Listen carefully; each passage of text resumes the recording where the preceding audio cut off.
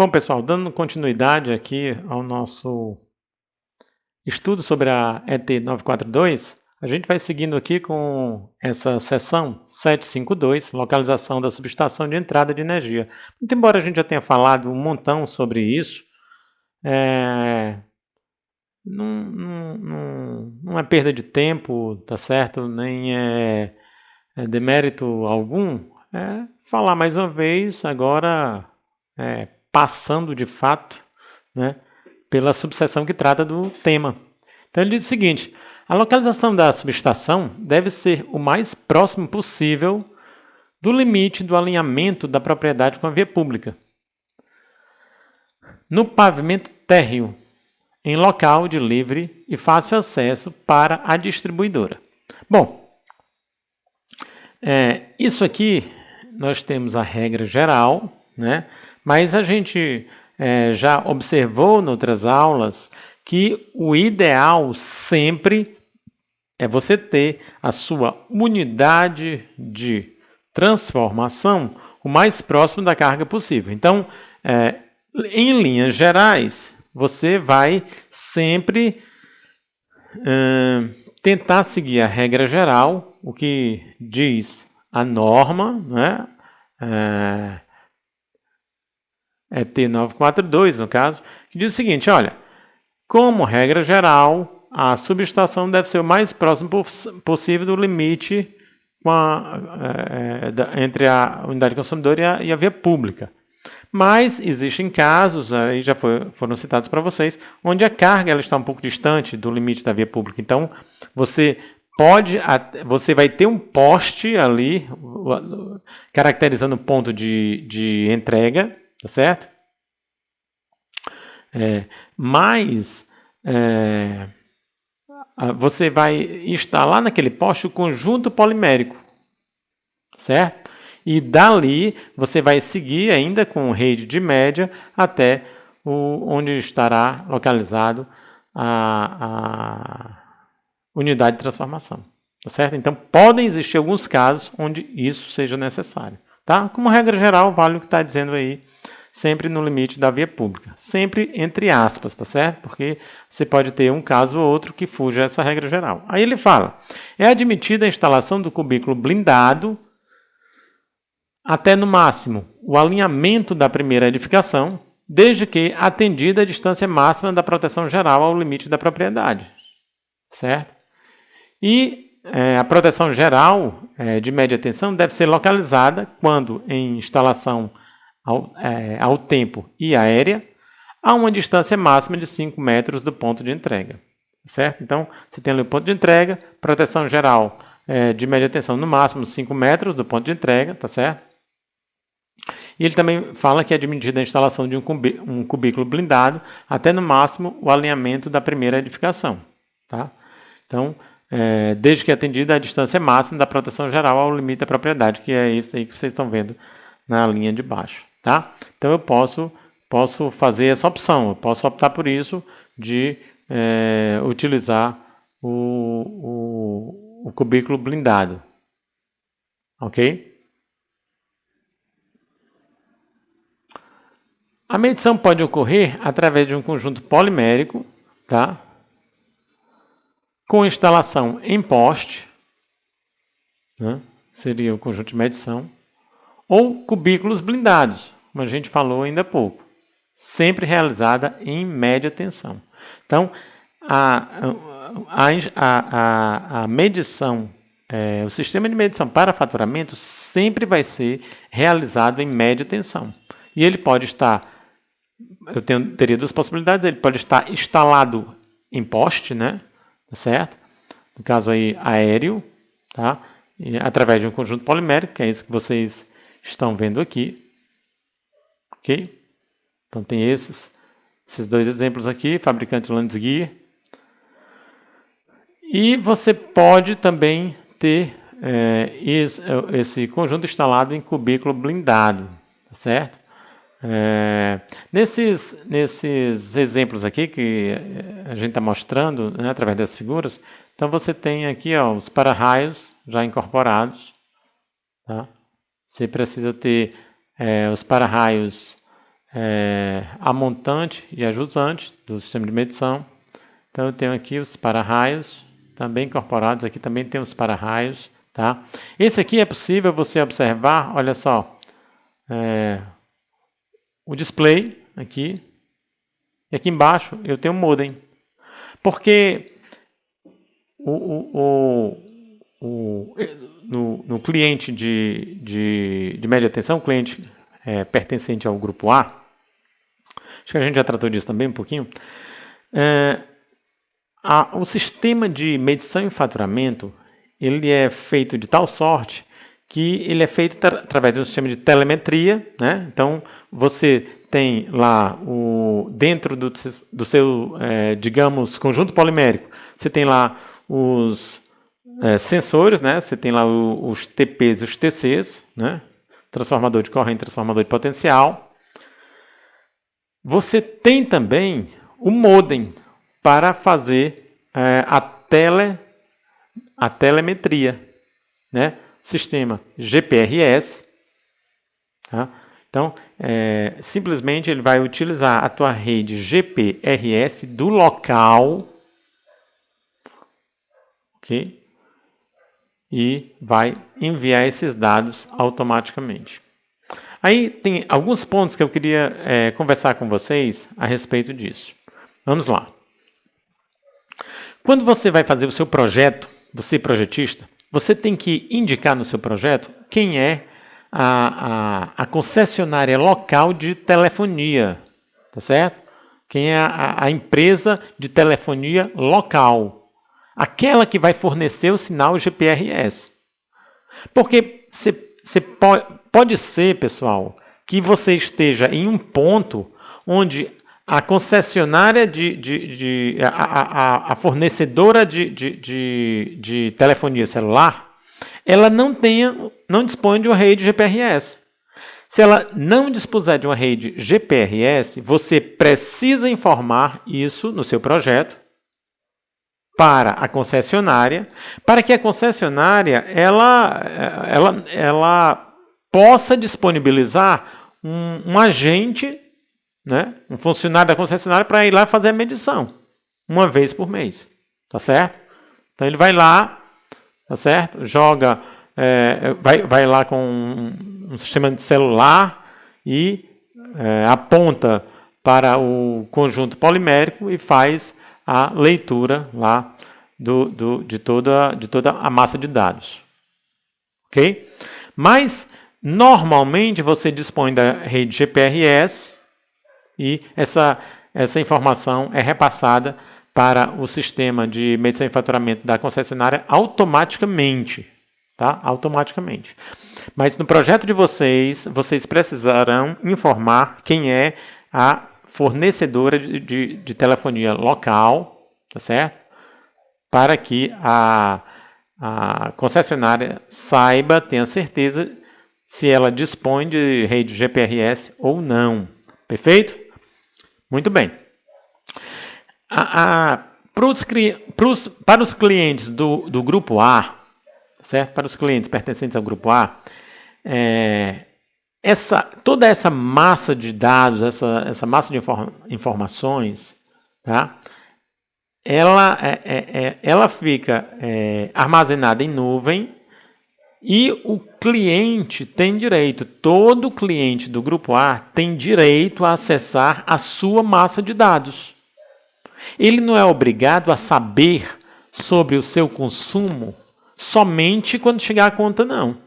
Ele pode acessar a qualquer momento, quando lhe bem convier, tá certo? A massa de dados, tá? E ele faz isso através do interlocutor. Aquele agente que faz a interlocução entre unidade consumidora, entre cliente e concessionária. Ok? Então, existe um agente que faz a interlocução entre a unidade consumidora, o cliente, e a fornecedora do serviço. No caso, a concessionária. Tá certo? Que é o executivo de conta. Tá? Também já falamos dele por aqui. Então, o executivo de conta, você entra em contato com ele e ele vai te fornecer um login e senha e você que eu digo, a pessoa da unidade consumidora,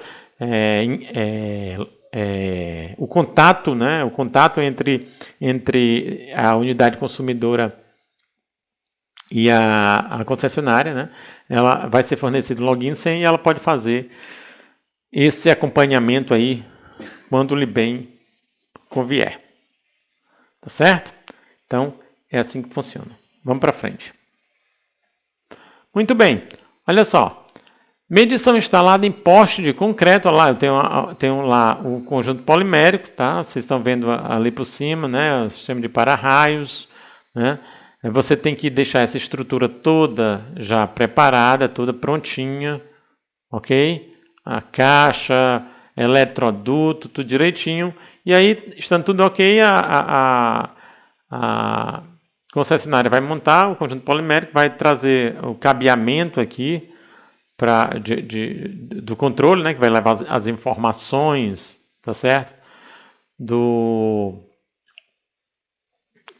sistema de medição para faturamento, tá? E você vai ter acesso ao display, tá certo? Então, esse display, esse conjunto, ele precisa estar num local, tá certo? Que seria dentro do terreno do cliente, ok? Mas que a concessionária tenha livre acesso a qualquer momento que ela queira. Livre acesso a qualquer momento, certo? Ela pode fazer inspeções aos montes, quantas vezes ela queira, porque ela pode desconfiar de que tem algum problema no sistema de medição, e como eu falei já para vocês algumas vezes, isso aqui é o ganha-pão da concessionária. Então ela vai sempre querer ter acesso a isso aqui, tá? Então tem que ter livre acesso, muito embora esteja dentro do terreno do cliente, tá? E ele vai ser instalado no limite da via pública, como a gente já bem pontuou aqui mesmo. Bom, aqui nós temos mais alguns detalhes, né, ainda do sistema de medição, tá certo? Medição instalada em poste de concreto, né? Então aqui nos primeiros slides, né, dessa unidade a gente já mostrou isso aqui, tá? Esse detalhamento aqui do poste auxiliar, esse distanciamento de 1 metro, a área livre, toda essa questão, que é a rede lado da fonte, né, a rede de média tensão da concessionária, tá? Conjunto de medição compacto e display instalado em poste no limite da via pública para entrada subterrânea, tá? Então, nós temos isso aqui como padrão que nós temos. É possível observar também, né, os para-raios aqui do sistema de medição, certo? Aí ele fala, quando houver muro, cerca ou qualquer obstáculo físico entre a unidade consumidora e a via pública, este deve ser recuado com relação à estrutura do conjunto de medição. Tá? Só uma observação aqui feita na ET 942. Mais um detalhe, tá certo?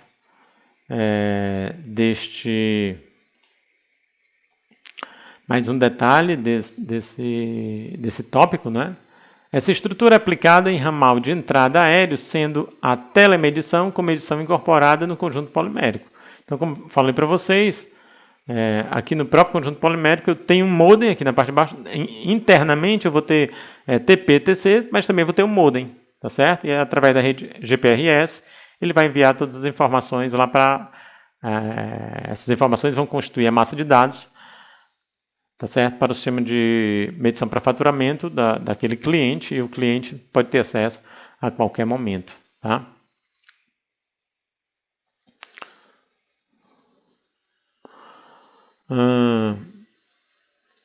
Você pode também ter o acesso através de uma rede subterrânea, a gente também já apontou diversas vezes essa questão aqui, só um detalhe da caixa de passagem de média tensão, ok? Lembrando que essa descida, mais uma vez, através de eletroduto, né, de aço zincado, tá? E eu tenho os cabos de média tensão, eles isolados, certo? E uma caixa de passagem para manutenção, tá? Então, aqui nós temos todas as cotas, certo? E todo o detalhamento, né, que a ET 942, ela traz com relação ao sistema de medição. Bom, para finalizar essa parte, aqui nós temos, olha só, um cubículo blindado. A gente estava até então explorando mais, né, até o último slide, certo? Conjunto polimérico em poste, tá certo? E ao tempo, né, um sistema aéreo. Agora nós temos um cubículo blindado de medição, tá? Onde ele está num compartimento de alvenaria. Olha só, certo? Aqui nós temos uma subestação abrigada e dentro o cubículo blindado de medição. Aqui ainda não foi instalado o sistema de medição, certo? Não foi instalado ainda. Tá? Mas esse exemplo aqui é como aquele que mostrei para vocês em alguns, acho que foi na aula passada, se não me falha a memória. Eu acho que dá para eu buscar aqui rapidamente. Tenho impressão que só um segundinho, pessoal.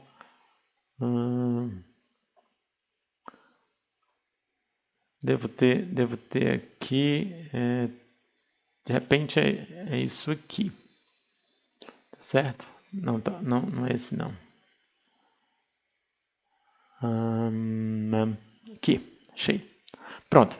Então, é como este aqui, tá certo? Um sistema de multimedição, tá?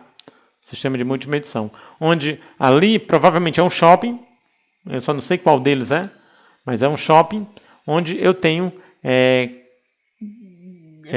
grandes clientes. Não tenho alguns clientes âncora, tá? Onde eu vou ter a entrada geral, proteção geral, aí vou ter seccionamento, o sistema de medição e a proteção individual de cada um deles, tá? Então, é como essa figura que está sendo mostrada aqui, da retirada da ET 942, ok? Então, esse exemplo aqui que eu mostrei justamente diz respeito a esse diagrama que vocês estão vendo agora, tá? Este é um exemplo como esse aqui, ok? Sistema de multimedição, né? Aqui um cubículo blindado, onde cada cliente, âncora, vai ter o seu seccionamento, sistema de medição e proteção individualizada em média tensão. Perfeito?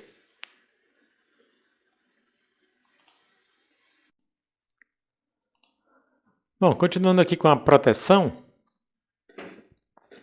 então ele diz, para unidades consumidoras com capacidade instalada menor ou igual a 300 kVA, né, e geralmente você tem isso em subestações aéreas, mas também pode ter em subestações abrigadas, né, você pode escolher optar pela sua subestação de até 300 kVA, ela ser uma subestação abrigada, uma subestação onde você vai ter lá uma subestação abrigada feita em alvenaria, né? Esse abrigo, essa casinha onde ela estará acondicionada.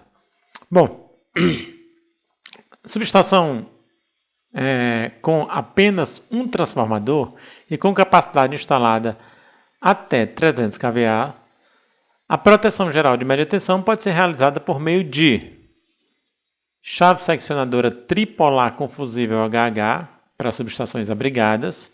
Então, no início das nossas aulas, eu mostrei até uma imagem retirada da antiga norma, até citei a ET 125, onde existia um padrão né, que ainda é bastante utilizado. Eu não sei, eu até comentava que me estranhou muito não ter vindo nessa nova norma, na ET 942, esse desenho, mas o fato é que eu extraí da ET 125 e aí coloquei aqui na aula mostrando vocês, né? Então você pode ter uma subestação de até 300 kV, ela está abrigada, sem problema nenhum. Nesse caso, a proteção, tá certo, de média tensão é através de chave seccionadora tripolar com fusível HH para subestações abrigadas. Chave fusível unipolar, tipo expulsão para subestações aéreas, sendo que neste caso, adicionalmente, a proteção geral na baixa tensão deve ser realizada através de disjuntor. Lembrando que essas prescrições, elas são todas da 14039 e elas são confirmadas, né, ratificadas, elas também estão presentes na ET 942, tá certo? E o disjuntor acionado através de relés secundários com as funções 50 e 51 de fase neutra. Isso aqui é, mais uma vez, NBR 14039. A NBR 14039, ela exige que o disjuntor seja acionado através de relé secundário com as funções 50 e 51 de fase neutra. Depois a gente vai tocar nesse tema, não é? Das funções ANSI, né? Das funções de proteção, que elas são implementadas através de relé de proteção. Então tem várias funções, eu vou mais tarde, mais à frente, né? Trazer essas funções, provavelmente na próxima aula, e aí a gente vai discutir algumas delas. Bom, mas, como ele está dizendo aqui, pode ser quaisquer dessas soluções. Professor, quer dizer que eu posso, inclusive, usar disjuntor acionado por relé secundário, ou seja, aquele tipo de relé que utiliza TCs e TPs, né? Pode. O problema é que essa solução é bastante cara. E aí, se você não tem essa obrigatoriedade, né, a norma diz que você pode, você não é obrigado, então parte-se sempre, opta-se pela opção mais, opta pela opção cacofônico. Mas, geralmente, se escolhe a opção mais em conta, com um custo mais baixo, tá certo? Com um custo mais baixo. Então, no caso, chave seccionadora tripolar com fusível HH, no caso das subestações abrigadas, tá certo? Ou chave fusível unipolar para subestações aéreas. Lembrando que a chave fusível aqui, no caso, é unipolar, é uma chave por fase, tá certo? Então, essas chaves são comandadas independentemente, diferente desta solução através de chave seccionadora tripolar, porque essas chaves são comandadas simultaneamente, tá certo? Daqui a pouco eu vou mostrar para vocês algumas figuras diferença de chave tripolar com fusível HH, chave faca e etc. Muito bem.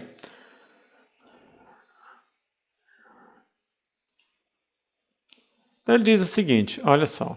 Para unidades consumidoras com capacidade instalada de até 300 kVA, o elo da unidade consumidora, tá certo? O elo fusível da unidade consumidora, ele será estes aqui, tá certo? Será um destes aqui, melhor dizendo, será um destes, a depender da potência da tua unidade de transformação, certo? Então, eu vou ter lá 30 kV, transformador de 30 kV, eu tenho uma subestação com transformador de 30 kVA, o elo fusível é do tipo 2H. 112,5 elo fusível 6K. Então, esse 2, 3, 5, 6, 10, 15 diz respeito a corrente de curto-circuito, enquanto que o H, o K, esta letra à direita, diz respeito à velocidade de atuação do fusível, certo? No caso aqui do elo fusível. Tá? Mas é possível, eu não vi, mas é possível que a norma não traga, a ET 942 não traga esta indicação. Porém, você encontra em várias outras normas, inclusive no próprio fabricante dos elofusíveis, tá certo? Então você tem aqui essa indicação do que usar como elo fusível, a depender da potência do transformador. Na estrutura de derivação da Enel, deverá ser utilizada a chave seccionadora unipolar do tipo faca, né? Uso externo, isso aqui. Na estrutura de derivação da Enel, deverá ser utilizada a chave seccionadora unipolar do tipo faca. Tá? Professor, qual é a diferença entre a chave do tipo faca e a chave seccionadora com fusível HH? Então, já vou mostrar aqui para vocês. Aqui em cima, nós temos chaves do tipo faca. Olha só, eu não tenho nenhum elemento de proteção. Eu vou manobrar isso aqui, eu tenho aqui até um elo, olha só. Você tem aqui um elo de manobra, onde eu vou enganchar aqui a minha vara de manobra e fazer a manobra, o acionamento, tá certo, dessa parte metálica, né? E aí vou abrir essa chave. Mesma maneira aqui, olha só, bem aqui do outro lado, provavelmente do outro lado, eu tenho onde conectar a minha vara de manobra para fazer também o comando dessa chave, né? A chave faca. Só que essa daqui é unipolar, essa outra é tripolar, essa daqui é comandada simultaneamente. Essa daqui independentemente, é independente, né? Isso aqui uma para cada fase, essa daqui para as 3 fases, né? Sistema trifásico. E o comando aqui faz com que as 3 chaves sejam desconectadas ao mesmo tempo. E aqui, na parte de baixo, aqui sim, eu tenho uma chave fusível, uma chave seccionadora, tá certo? Com fusível HH. Perfeito? Então, eu tenho aqui um cartucho, olha só. Eu tenho um cartucho, tá? Que, na verdade, é o fusível HH. Tá certo? É o fusível HH. Muito bem. Então, essa é a diferença entre esses 2 tipos de chaves. Ok? Vamos para frente. Bom, um pouco mais sobre a proteção. Então, aqui nós temos os circuitos primários de transformadores ligados em paralelo devem dispor individualmente de seccionamento, não sendo permitida a utilização de chaves fusíveis unipolar do tipo expulsão. Tá? Então, os circuitos primários de transformadores ligados em paralelo devem dispor individualmente de seccionamento, não sendo permitida a utilização de chaves fusíveis unipolar tipo expulsão. Então, vou colocar aqui para vocês uma figurinha, só para a gente ilustrar. Então, olha só, esses 2 transformadores, estando eles em paralelo, cada um vai ter a sua unidade de seccionamento, ó, chave de seccionamento. Não pode ser unipolar, que é uma chave tripolar, uma para cada um deles, tá certo? Lembrando que para o paralelismo desses transformadores, pessoal, eles têm que ser idênticos, mas idênticos, ok? Mesmo fabricante, mesma impedância, tá certo? Mesma potência, ok? Os mesmos tapes. Que mais? Mesma relação de transformação.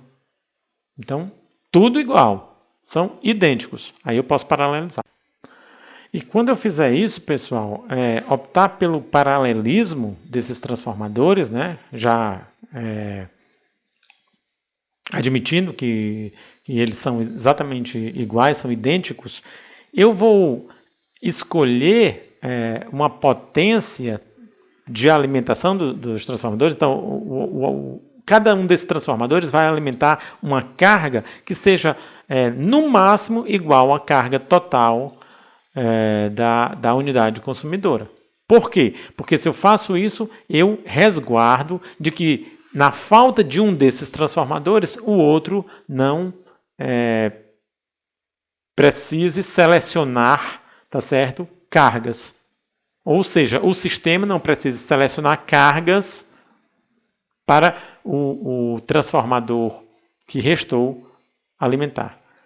Tá? Eu não preciso me preocupar com isso. Então, se eu optar para que esses transformadores que estão atuando em paralelo, eles alimentem no máximo a potência, a metade da potência total, né, da unidade consumidora, então eu não precisarei me preocupar com seleção de cargas na ausência de um deles. Então eu vou ter a certeza que na ausência de um deles, o outro vai poder assumir toda a carga da unidade consumidora sem precisar que haja seleção. Tá? Então, isso aí é um ponto importante também que eu gostaria de tocar para vocês. Ok? Os circuitos secundários derivados dos transformadores da ASE devem ser providos de chave seccionadora tripolar, abertura simultânea, operação em carga com dispositivo de proteção ou disjuntores de média tensão, com capacidade de ruptura adequada ao nível de curto-circuito previsto nos seus terminais. Aceita-se o emprego de fusíveis a montante dos disjuntores com a finalidade de limitar o valor de Cristo da corrente de curto-circuito. Isso porque os fusíveis são mais rápidos, né, pessoal? Então, a depender do valor de Cristo, se você põe fusível ali, ele atua mais rapidamente e evita chegar num valor de Cristo muito elevado. Aí vai depender muito do seu estudo de curto-circuito realizado. Mas, atualmente, os disjuntores, eles têm função de limitação, então essa prescrição aqui, a gente não precisa mais se preocupar com ela caiu em desuso, né, por conta da melhor tecnologia que nós temos hoje, por conta dos disjuntores, né, de média tensão. Nas subestações em cubículos blindados, as proteções primária e secundária devem ser feitas através de disjuntores. Né? Subestações em cubículos blindados, as proteções primária e secundária devem ser feitas através de disjuntores. Importante. A proteção geral de baixa tensão pode ficar no máximo a 5 metros de distância da SE. Então a gente já tinha chamado bastante atenção com relação a isso, né? Mostrei até algumas imagens, né, do quadro de proteção geral de baixa tensão e destacando sempre que a distância máxima em relação às buchas do secundário transformador, no máximo 5 metros de distância. Quando for previsto no projeto elétrico um sistema de geração em rampa, ou seja, é aquele sistema onde o sistema de geração, seja lá um gerador a diesel, tá? O sistema de geração própria, né? Seja lá um gerador a diesel, ele entra em paralelo com a rede elétrica, ok? Entra em paralelo com a rede elétrica. Deve ser obrigatória a existência de uma proteção geral de média, independente da capacidade de potência instalada por meio de disjuntor de média tensão. Então, independente da potência do transformador, seja ela até 300 kVA, seja ela acima dos 300 kVA,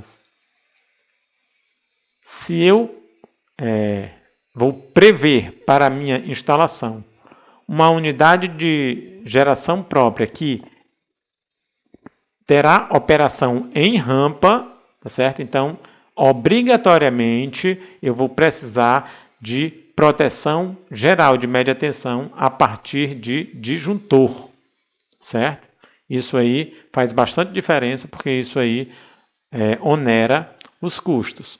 Devem ser seguidas todas as instruções, né, dessa especificação técnica 72, digo melhor, 0072, para instalação de geradores particulares. Então, ela prescreve sobre Geração própria, né? Geradores a diesel, enfim.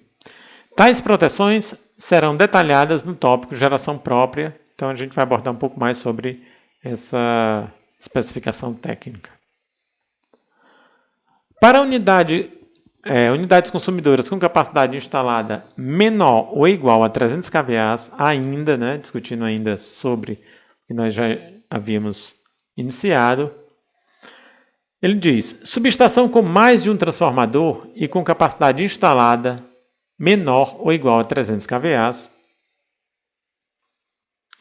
A proteção geral entre a medição e o primeiro transformador pode ser realizada por meio de... Olha só, olha do que nós estamos tratando. Nós estamos tratando disso aqui, ó. Tá certo? Proteção geral antes do primeiro transformador. Olha só. Nós temos aqui 2 transformadores, no caso aqui eles estão em poste, né? Estão em estrutura aérea e ao tempo, tá certo? E ele está dizendo, para unidades consumidoras com capacidade instalada menor ou igual a 300 kVA. Então, isso significa que a soma das potências dos transformadores não ultrapassa os 300 kVA. Ok? Então, aí ele está chamando a atenção de que a proteção geral entre a medição e o primeiro transformador, tá certo? Proteção geral entre a medição e o primeiro transformador, medição, primeiro transformador, é esta aqui, tá? Poderá ser feita através de disjuntor de média tensão acionado através de relés secundários com as funções 50 e 51 de fase neutro, né? 50. Todas essas funções aqui, pessoal, 50 e 51, elas dizem respeito à operação de sobrecorrente. Aqui, mais ligada a curto-circuito, 50, né? Onde eu tenho ali uma função de acionamento instantâneo, né? Instantâneo. E aqui, temporizado. Então, aqui eu tenho uma ação instantânea, função 50, tá certo? Ação instantânea e aqui, ação temporizada. Então, isso aqui mais ligado a curto-circuito, isso aqui a sobrecarga.